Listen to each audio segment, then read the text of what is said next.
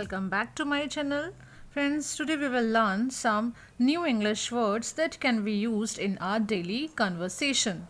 आज मैं आपके लिए कुछ ऐसे नए वर्ड्स लेकर आई हूँ इंग्लिश के जो हम अपने डेली कन्वर्सेशन में यूज़ कर सकते हैं बहुत आसानी से. ओके, चलिए आइए देखते हैं कौन से हैं ये words. So our first word is ईयरवॉर्म.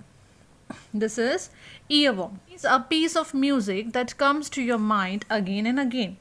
मतलब एक ऐसा म्यूज़िक जो हमारे माइंड में बार बार आता है. देखिए, कुछ ऐसे सॉन्ग्स या कुछ ऐसे स्टैंजा सॉन्ग के हम इतने अच्छे हमको लगते हैं कि वो हमारे माइंड में बार बार आते रहते हैं और हम उनको गुनगुनाते रहते हैं.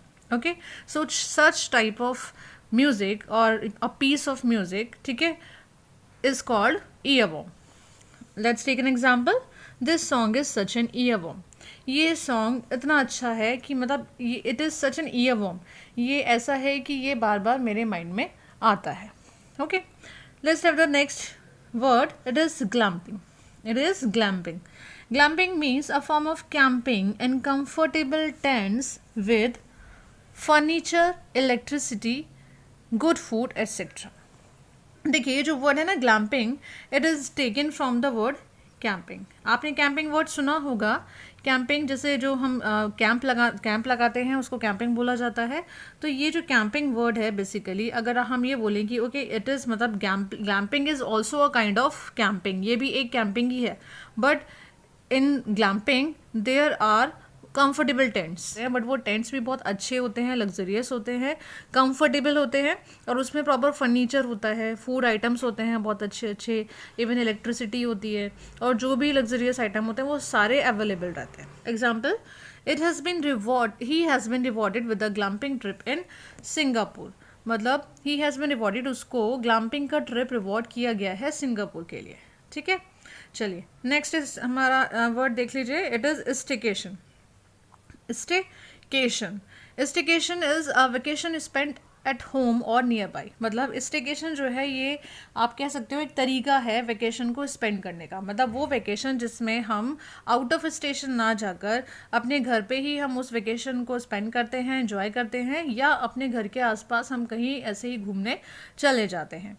ठीक है भाई, जनरली समर ब्रेक होता है बच्चों का, या विंटर ब्रेक होता है, या कोई भी हॉलीडेज़ है लोगों के, तो वो लोग आउट ऑफ स्टेशन प्लान करते हैं कि हमें मतलब इधर जाना है उधर जाना है. बट स्टेकेशन मतलब वही होता है कि आप अपने ही होम टाउन में हैं, वहीं अपनी सिटी में ही आप अपना वेकेशन को एंजॉय कर रहे हो, और उसी में आप कहीं भी अपने पार्क में, मंदिर में, मतलब कहीं जू में, म्यूजियम में आसपास चले गए, और पिकनिक पे सेम आपकी ही सिटी में. And so that is called staycation. Okay, let's have an example. This year we plan for staycation and visited a local zoo and museum. मतलब इस साल हमने स्टेकेशन के लिए प्लान किया. मतलब इस साल हम कहीं बाहर नहीं गए, हमने स्टेकेशन के लिए प्लान किया और विजिट किया अपना लोकल जू और म्यूजियम. ठीक है, चलिए नेक्स्ट वर्ड आता है हमारा. It is catch-22. It is catch-22. It is a very different word. See, a difficult situation in which the solution to a problem is impossible because it is also the cause of the problem. मतलब basically catch-22 एक ऐसी situation को हम कहते हैं जिसमें कोई उस सिचुएशन का या उस प्रॉब्लम जो बेसिकली जो प्रॉब्लम है उसका कोई सोल्यूशन नहीं होता. ठीक है, या जो सोल्यूशन भी होता है वो भी एक प्रॉब्लम ही होती है ना. बहुत सारी ऐसी सिचुएशन हम लोग की लाइफ में आती हैं जहाँ पे सोल्यूशन नहीं निकल पाता है, और सोल्यूशन होता भी है तो वो भी एक प्रॉब्लम ही होता है. एक एग्जांपल देख लेते हैं क्या है, तब आप बेहतर तरीके से समझ पाएंगे इसको. It's a catch-22 situation. You can't get hired unless you have experience, but you can't get experience unless you are hired.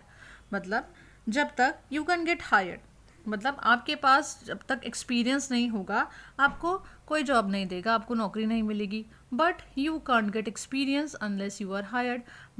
लेकिन आपको एक्सपीरियंस भी तो तब तक नहीं मिलेगा जब तक कि आपको कोई हायर नहीं करेगा. सो you can use this word here that okay it is yes it is very you can say it is a catch-22 situation. ठीक है, ऐसी सिचुएशन मुझे लगता है लगभग काफ़ी सारे लोगों के सामने आती होगी. So you can use this word here that it is a catch-22 situation. Okay, it is our last word. It is dingy. DINGY, it is called dingy. It means dirty or unclean. Means example, she wore a dingy dress on my birthday, उसने मेरे birthday पे एक बहुत ही dirty dress, dingy dress पहनी. You can use this word dingy for dress और person और as well as for place also. Like we are staying in a very dingy hotel. ठीक है, हम एक बहुत डिंजी मतलब डर्टी होटल में ठहरे हुए हैं. ठीक है, चलिए.